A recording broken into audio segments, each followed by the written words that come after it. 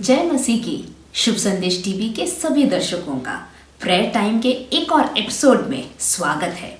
हम आपको धन्यवाद देना चाहते हैं आपके प्रेयर रिक्वेस्ट के लिए, और जो नए हैं या नहीं जानते, मैं उनको याद दिलाना चाहूँगी या बताना चाहूँगी कि अगर आपके कोई भी प्रार्थना विषय हो तो आप हमको फ़ोन कर सकते हैं, जो नंबर स्क्रीन पे दिखाया जा रहा है उस पर, या फिर शुभ संदेश टीवी के ऐप को डाउनलोड कर सकते हैं और उसके कमेंट बॉक्स में अपने प्रार्थना के विषय भेज सकते हैं। हमारे प्रार्थना योद्धा आपके लिए प्रार्थना करते रहेंगे।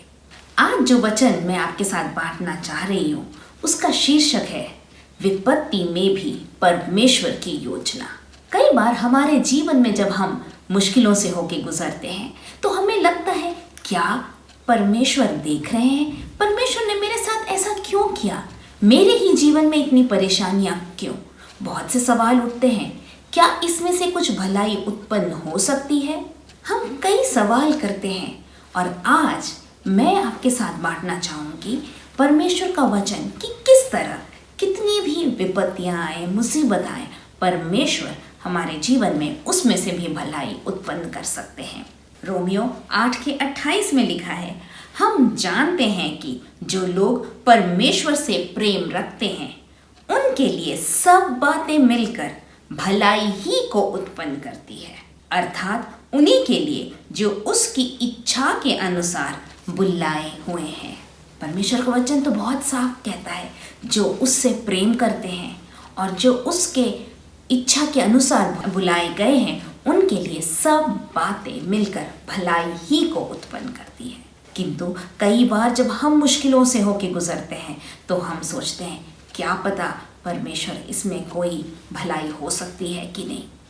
आज परमेश्वर के वचन में से एक उदाहरण देकर मैं आपके साथ बांटूंगी किस तरह परमेश्वर सबसे विपरीत जो परिस्थितियां होती हैं उसको भी बदल कर हमारे लिए कुछ भलाई उत्पन्न कर सकते हैं। इसके पहले कि हम आगे बढ़ें, आइए हम प्रार्थना करें और परमेश्वर की ओर देखेंगे। स्वर्गीय पिता परमेश्वर, हम आपके चरणों में आते हैं। आज की सुबह आपके वचन को लेके आते हैं प्रभु जी। आपका वचन दोधारी तलवार के समान है प्रभु जी।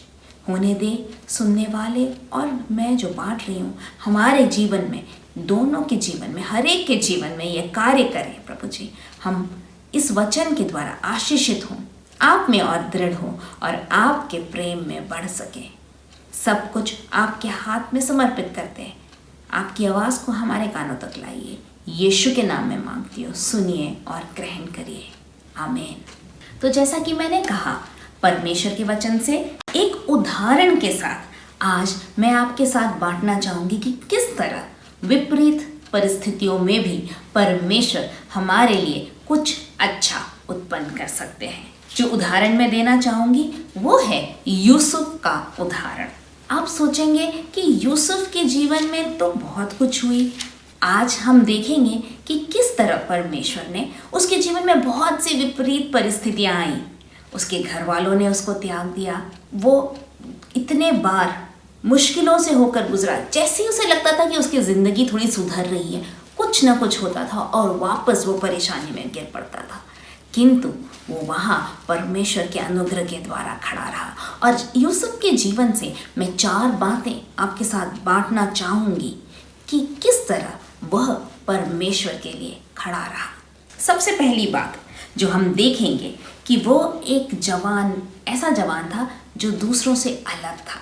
यदि हम देखें उत्पत्ति की पुस्तक 37वां अध्याय, यहाँ से शुरू होती है यूसुफ की कहानी। इसके दूसरे पद में लिखा है, यूसुफ 17 वर्ष का होकर अपने भाइयों के संग भेड़ बकरियों को चराता था, और वह लड़का अपने पिता की पत्नी बिल्हा और जिल्फा के पुत्रों के संग रहा करता था, और उनकी बुराइयों का समाचार अपने पिता के पास पहुंचाया करता था। तो जैसे मैंने कहा, यूसुफ एक अलग था, अपने भाइयों से अलग था। वो अपने जीवन में उसने एक व्यत्यस्त जीवन जिसे कहते हैं वैसा जीवन था उसका। हम देखते हैं कि वह अपने भाइयों के जो काम थे, जो गलत काम थे, उन बुराइयों को, गलत कार्यों को आके अपने पिताजी को बताता था, जिस कारण से उसके भाई उससे बैर करने लगे थे। उससे गुस्सा होते थे। उसको शायद चुगलखोर बुलाते होंगे कि हर बात जाके चुगली कर देता है, किंतु वो ऐसा क्यों करता था? क्योंकि वो जानता था कि वो गलत राह में है। और हम ये एक व्यत्यस्त जीवन, जो मैंने कहा जो यूसुफ में था, वो अपने भाइयों से अलग निकला। इसकी सच्चाई या इसकी गहराई हम तब देखते हैं जब हम आगे पढ़ते हैं कि उसका सबसे बड़ा भाई जो था रूबेन, उसने अपने ही जो पिता की जो पत्नी थी, दूसरी एक और पत्नी थी बिल्हा, उसके साथ व्यभिचार किया। उसने अपने जीवन को पर नियंत्रण नहीं रखा, और जिस कारण से जब आखिरकार याकूब आशीष दे रहा था अपने बच्चों को सभी को, तो वह उसको पहलौटे की आशीष नहीं मिली। उसके अलावा अगर हम देखें तो शिमोन और लेवी के विषय में भी ये लिखा है कि उनका गुस्सा, उस पर उनका नियंत्रण नहीं था। हम अगर पढ़ेंगे तो इनकी एक बहन थी दीना, जिसके साथ बुरा बर्ताव हुआ था, और शेखेम नाम के व्यक्ति ने उसके साथ बुरा व्यभिचार किया था, और उसके भले वो उससे विवाह करने को तैयार था, लेकिन धोखे से ये दोनों भाइयों ने उसके और उसके पूरे खानदान, उसके सारे लोगों में हर पुरुष को पूरी तरह ख़त्म कर दिया था। तो ये उनके गुस्से का एक प्रमाण था। तो ये सब बातें जब हम पढ़ते हैं तो यूसुफ पहले से ही वो परमेश्वर का भाई जानता था, और वो एक अलग था, वो अपने भाइयों से अलग था, और वो नहीं चाहता था कि वो गलत राह में चले, इसलिए वो अपने पिता को आकर उनकी बातें बताता था। किंतु उस सब से उसके भाइयों में उसके प्रति जलन पैदा हो गई। इसके अलावा हम पढ़ते हैं कि वो अपने पिताजी का चहेता था। पिता उससे बहुत प्यार करते थे क्योंकि वो उसके बुढ़ापे का पुत्र था, और इस प्रेम जो पिता का उसके लिए एक खास प्रेम था, इससे भी उसके भाई जलने लगे और उसके विरुद्ध हो गए। तो पहली बात जो मैंने कही, उसका जीवन एक व्यत्यस्त जीवन था, एक अलगाव का जीवन था। दूसरी बात जो हम देखते हैं वो है कि परमेश्वर की कृपा दृष्टि यूसुफ पर थी।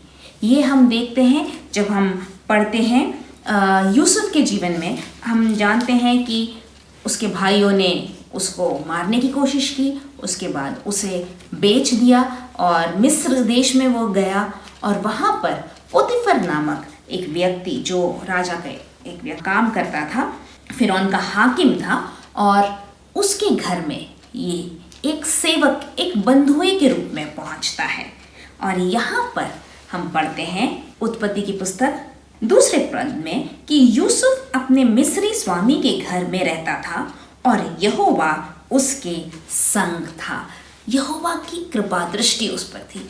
यहोवा ने देखा था उसको, और उनकी आशीष उसके जीवन में थी। और ऐसा हुआ इसलिए वह भाग्यवान पुरुष हो गया। और यूसुफ के स्वामी ने देखा कि यहोवा उसके संग है, और जो काम वह करता है उसको यहोवा उसके हाथ से सफल कर देता है। तो उसके न केवल परमेश्वर की कृपा दृष्टि उस पर थी, लेकिन उसके स्वामी ने भी ये देखा कि परमेश्वर की आशीष इसके हाथ में है, इसके ऊपर है, और ये जो करता है वो आशीषित होता है। और इस तरह उसे एक सारे दासों में एक ऊंचा स्थान मिलता है। न केवल इधर, इसके आगे हम पढ़ते हैं कि वो जेल में डाला गया, और बंदी गृह में भी, वहाँ पर भी परमेश्वर ने उसे उठाया। उसे ऐसा होता है कि इसी 29वें अध्याय के यदि हम 21वें पद में देखें तो वहाँ भी लिखा है, पर यहोवा यूसुफ के संग संग रहा और उस पर करुणा की, और बंदी गृह के दरोगा के अनुग्रह की दृष्टि उस पर हुई। इधर भी बंदीगृह में भी जो दारोगा था, उसने उसे सारे चीज़ों पर एक अधिकारी के रूप में, भले ही वो उधर बंदीगृह में था, किंतु सब कुछ की देखरेख वो खुद कर रहा था।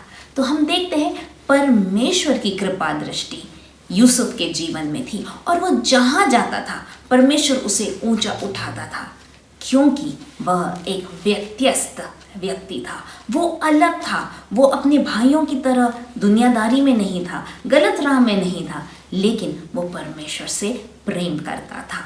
तीसरी बात जो मैं आपके साथ बांटना चाहूँगी वो यूसुफ के विषय में ये है कि वो परमेश्वर के पीछे चलता था।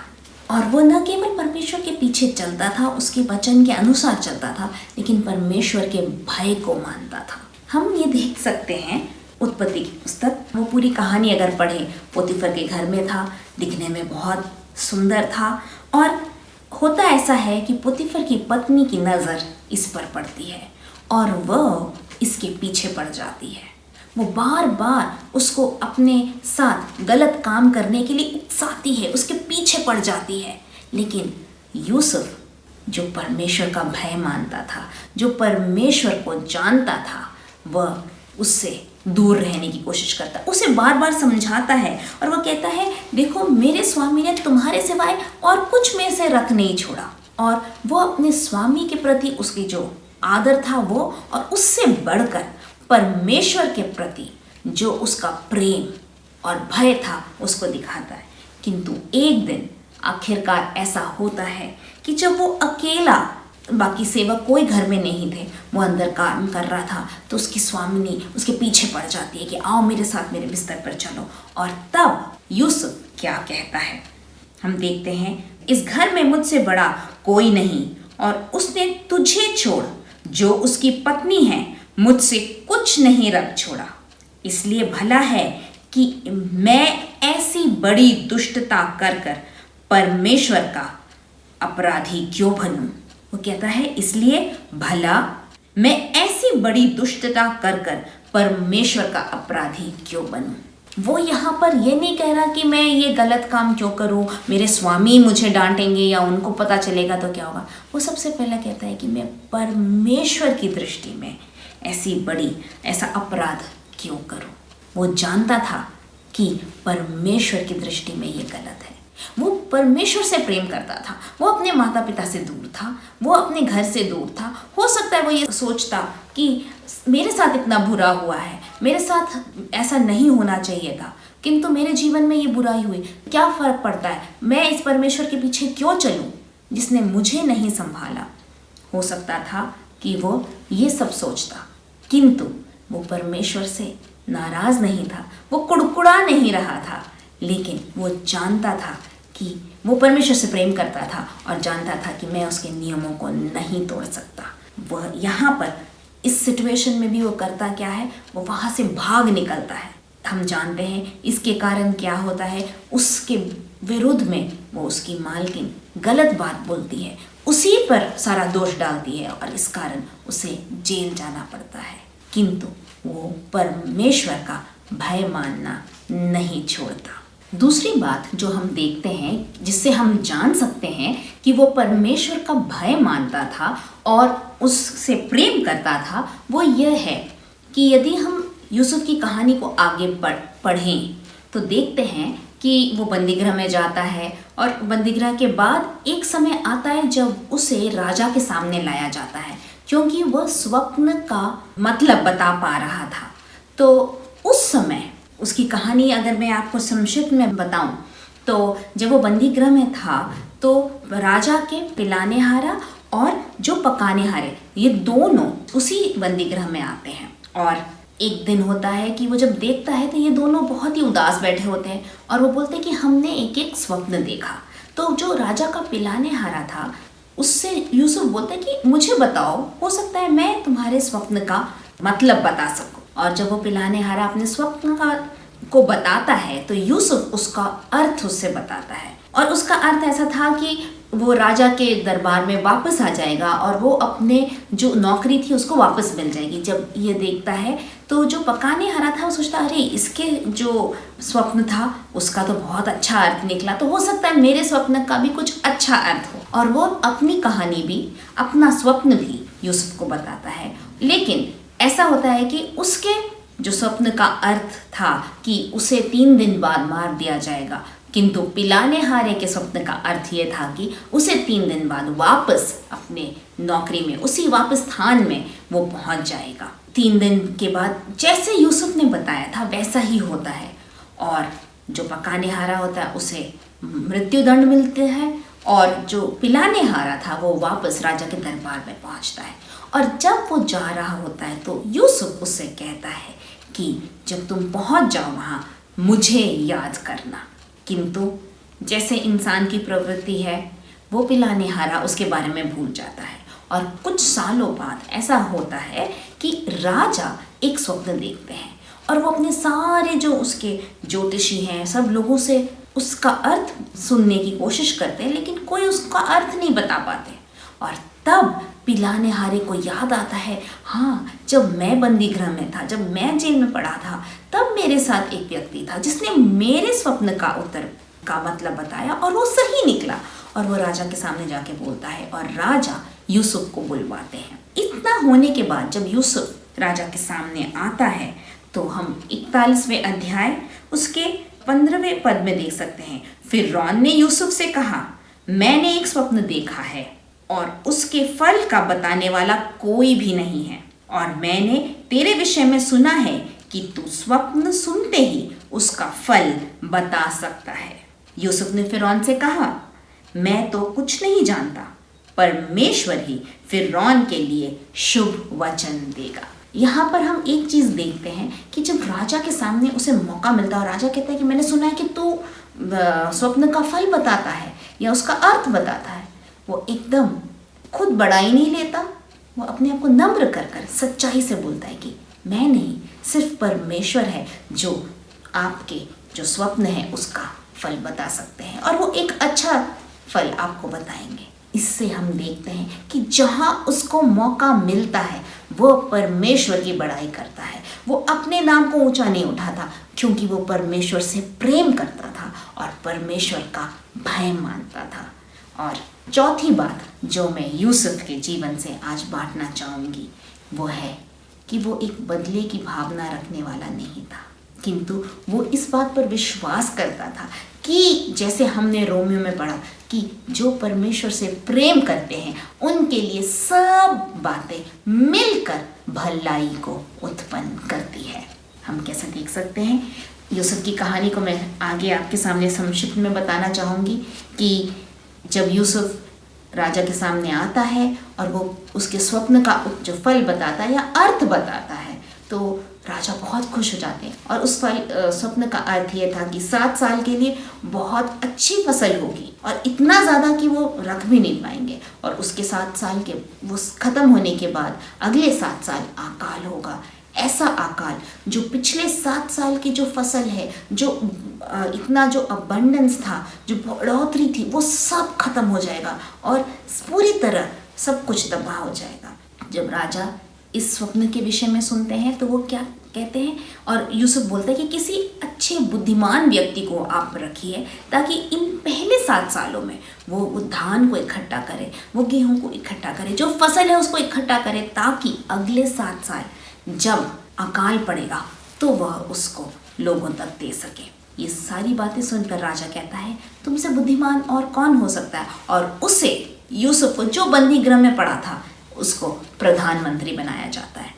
इसके बाद हम कहानी अगर आगे पढ़ते हैं तो जानते हैं, हम में से बहुत जानते हैं किस तरह परमेश्वर यूसुफ को इस्तेमाल करता है अपने भाइयों को और अपने परिवार को बचाने के लिए। वही भाई जिन्होंने उसको मारने की कोशिश की थी और आखिरकार उसे बेच दिया था बंधुए के रूप में, परमेश्वर यूसुफ को इस्तेमाल करता है उनको और उसके पूरे परिवार को बचाने के लिए। और हम देख सकते हैं उत्पत्ति के आखिरी अध्याय 50वें अध्याय में जब यूसुफ के पिता की मृत्यु हो जाती है, याकूब की मृत्यु हो जाती है, तब उसके भाइयों को लगता है कि अब वो समय आ गया, अब यूसुफ हमसे बदला लेगा।